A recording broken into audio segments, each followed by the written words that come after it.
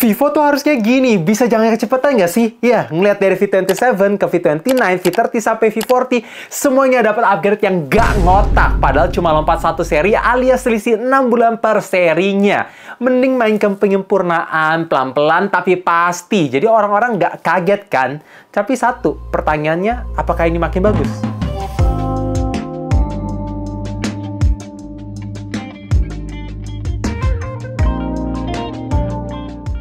Pas pertama kali keluarin HP ini dari box sampai megang sendiri tuh gue teringat sama perasaan apa ya?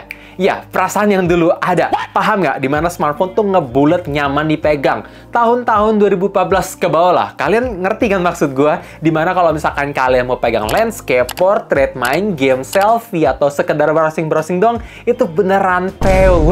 Ya, rounded edge design dari V-Series ini harus gue apresiasi. Dengan feels yang masih terasa solid, premium, back cover kacanya ini masih menggunakan finishing frosted glass yang kali ini gak gampang nempel sidik jari, sekaligus masih ngasih kesan yang tipis, padahal spoiler, baterainya naik 6000 mAh. Lanjut, ngomongin soal warna sendiri, menurut gue kali ini lebih berani, jadi kelihatan lebih fresh, termasuk warna ungu yang sekarang gue pegang. Dan by the way, ada fitur yang gue seneng banget masih dipertahankan sama Vivo, yaitu IP68 dan IP69 dust and water resistance, dimana kalian bisa celupin HP ini sampai 1,5 meter selama 30 menit, makanya kalian bisa fotografi underwater dan hasil fotonya juga cantik karena ada tambahan AI, sekaligus HP ini bisa tahan cipratan air dari segala sisi dengan tekanan yang tinggi. Sisanya fitur-fitur lain kayak NFC multifunctions tersedia, stereo speaker, termasuk haptic vibration-nya.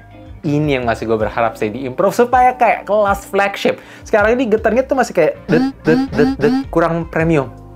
Makin kesini harus gue akui kamera V-Series tuh makin matang. Yes, dengan chipset yang sama tapi Vantage OS 15 bisa bikin shutter capture-nya tuh jauh lebih responsif. Bener-bener bisa cekrek terus, walaupun memang kompensasinya tuh hasil foto kayak belum selesai proses harus capture lagi. Jadi hasil fotonya tuh nggak akan sebagus kalau misalkan kalian capture, tungguin selesai AI processing image-nya kayak gitu. Tapi ya ini good to have. Sisanya gue nggak ada komplain sih, karena kalau gue ngeliat Vivo masih satu-satunya brand yang konsisten ngasih resolusi tinggi di semua lensa. Yes, 50 megapiksel Zeiss all main camera. Plus ada sensor autofocusnya, itu yang gua salut. Ya, ketika gua bandingin lensa utama dan lensa ultra wide, itu warnanya itu minim banget. Dalam segi dynamic range-nya selalu ngangkat, highlightnya bagus, dalam segi kontrasnya bagus, dalam segi tingkat detailnya pun tajam ke segala sisi. Bahkan ketika gua nyalain fitur super night mode selalu on point. Noise grain berkurang, detailnya makin naik, kontrasnya nggak terlalu berlebihan yang lebay. Bahkan sampai kalau misalkan kalian pengen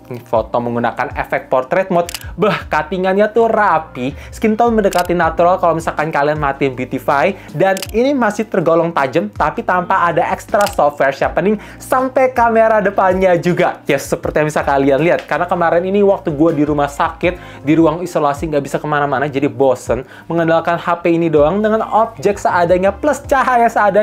Hasil foto ya seperti yang bisa kalian lihat ya, sesekali gue mainin pakai filter black and white, tapi sisanya nggak ada gue edit, straight dari kamera HP ini. Oke, ada dua hal yang gue senang biar hasil foto tuh makin bisa ke-improve di segala kondisi yang di-upgrade. Pertama, ukuran aura light-nya makin besar, dan kedua, yang bikin berasa makin profesional, aura light-nya bisa kalian adjust brightness-nya, mau seberapa cerah ataupun seberapa redup. Jadi kalau misalkan kalian pengen foto menggunakan aura light di kondisi terang ataupun gelap, ini nggak usah takut skin tone bakalan se-glowing kayak V40 kemarin. Jadi ini mantap banget. Intinya buat hasil foto, gua nggak ada komplain sama sekali, kecuali satu sih. Semoga ada lensa telefoto, karena itu trennya zaman sekarang. Karena orang suka foto konser kan, itu kepake banget sih. Lanjut ngomongin soal video, sekarang udah support 4K 30 fps di semua lensa.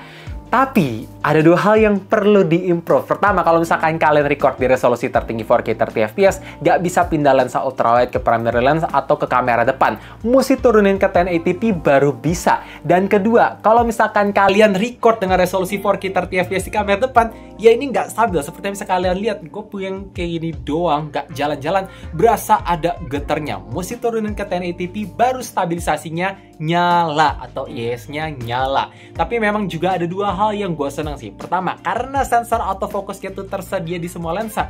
Jadi kalau misalkan kalian mau ngevlog deket-deket kayak gini tuh, gila, skin tone sama detail tuh tajam banget.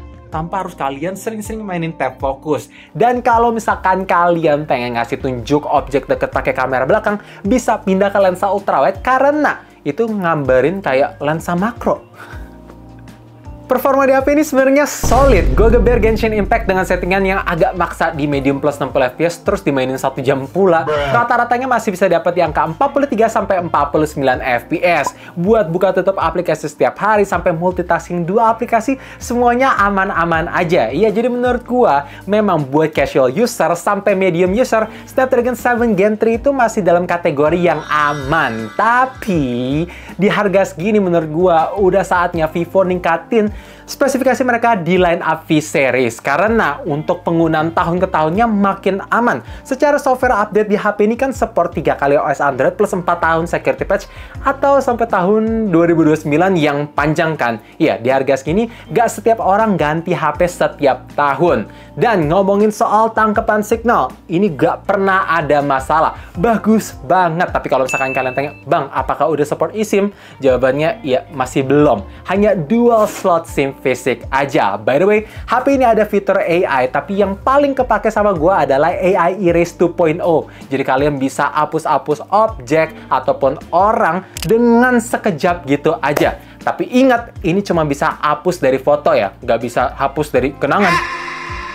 Buat ketahanan baterai 6000 mAh di HP ini menurut gue masih dalam kategori yang awet. Iya, ketika gue ngejar glory sebelum season ini berakhir, yaitu 2 jam 34 menit dengan koneksi WiFi, maka baterai 47%. Setelah itu gue ngecharge dan besoknya gue pakai lagi untuk main sosmed dan Genshin Impact 1,5 jam. Semuanya menggunakan koneksi seluler data, bisa dapat SOT 9 jam 14 menit dalam satu kali ngecharge. Apakah awet? Coba komen di bawah. Lanjut ngomongin soal ngecharge, ini naik dikit. Ya, beneran dikit banget, 10 watt. Jadi sekarang support 90 watt flash charge yang brick charger masih di-include di dalam box pembelian. Ketika gue colok dari angka 5-100%, dibiarin nge-charge aja dalam keadaan airplane mode, maka waktu 50 menit yang cepet. Nice. Buat layar, perasaan gue tuh campur aduk. Iya, memang sih masih ada lengkungan tipis jadi kelihatan premium, tapi ada 3 hal yang rasanya bikin sedih. Pertama, karena pinggir kiri kanan lengkungannya nggak seagresif dulu, jadi seolah-olah ngasih ilusi kalau bezelnya lebih tebal. Padahal sih kalau misalkan gue bandingin sama HP-HP zaman now, masih kelihatan tipis. Kedua, resolusinya turun balik lagi ke Full HD+. Buat gue yang biasanya pakai Vivo X200 Pro, terus sering nonton YouTube 1440p, jelas berasa beda. Ya gue tahu juga sih emang nggak semua orang pakai resolusi tinggi dan nggak butuh juga. Secara kalau misalkan kalian nonton di 1080p pun juga bisa hemat kuota. Tapi yang ketiga ini loh, kenapa always on display-nya cuma support sampai 10 detik? Padahal sebelumnya bisa di schedule bahkan always on. Ya untungnya sih ini masih ada fitur dynamic light, dimana kalau misalkan kalian balik HP ini terus ada notifikasi yang masuk, bakalan ada lampu nyala di aura light-nya. Semoga ini bisa diupdate biar always on display-nya bisa terus nyala gitu loh. Karena ini beneran kepake. Sisanya overall aman sih. Dalam segi kualitas layarnya itu bagus. Brightness-nya bisa support sampai 4500 nits yang sama terangnya ketika kalian pasang HDR. Tapi bedanya sekarang ini kalau misalkan kalian pakai di bawah terik matahari, bisa lebih terang 100 nits jadi support di 1300 nits. Dalam segi refresh rate-nya ini adaptif dari 60Hz ke 120Hz yang lancar. Multitask-nya aman. Responsivitas dari layarnya pun juga nggak ada delay. Bahkan untuk kualitas layarnya di-upgrade menggunakan Diamond Shield Glass yang lebih durable kalau misalkan jatuh ketimbang V40 kemarin. Kesimpulannya menurut gue, Vivo V50 ini tuh kelihatan kayak main aman. Ya karena tadi yang gue bilang di awal video, kita ngelihat seri-seri sebelumnya tuh selalu dapat upgrade yang menggelegar, heboh banget.